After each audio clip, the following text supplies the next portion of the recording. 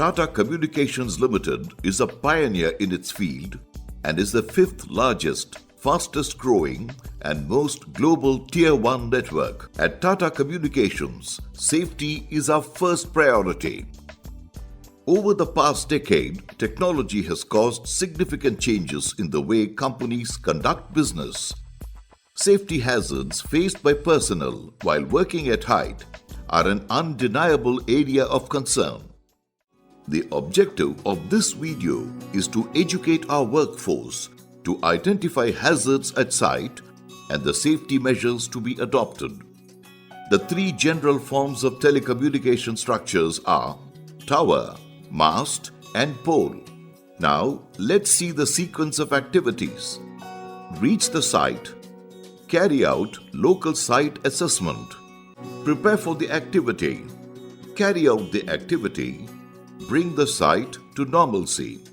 Leave the site. Carry out local site assessment. The first step after reaching the site is to conduct local site assessment. Now let's understand the commonly encountered hazards while working with tower and mast. Falls from height.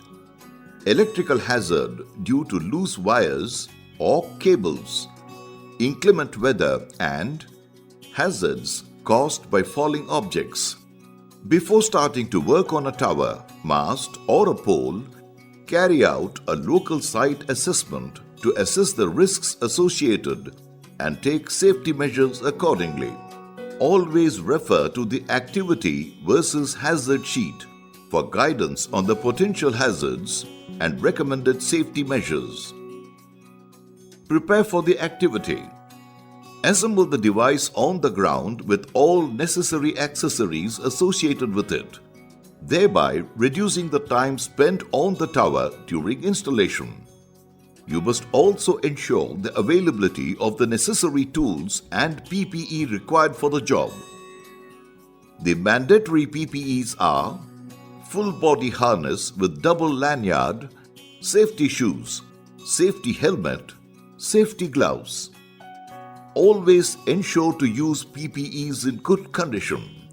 Remember, not only PPE, but also conducting an effective local site assessment and good safety attitude at work safeguard against hazards. Carry out the activity. Activity must only be carried out by an authorized and competent worker who is in good health and not under influence of alcohol or drug.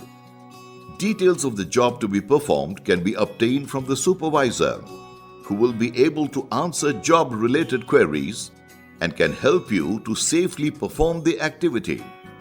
Many of these elevated structures, especially towers, are located in remote places where the ambience is dense with bushes.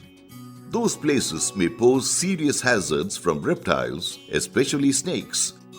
So, pay attention and take utmost care while working in such areas.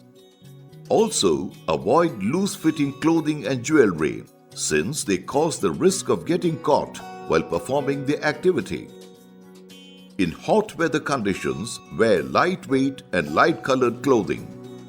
Drink plenty of fluids, especially water, to avoid dehydration.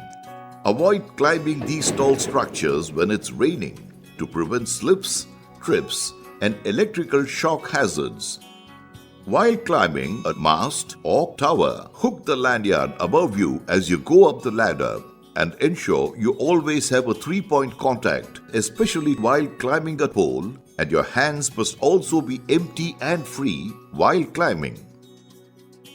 While performing a task on the tower, one must use the supported platform to stand or sit. If you feel weak, tired, or irritable, stop work immediately. Sit on the platform to take rest till you feel comfortable again. While on the tower, always ensure that the anchor point of your harness is positioned above your head. Mobile phones must be used only to communicate with the ground staff while a task is being performed on the tower. Phones must not be used while climbing up or down the tower.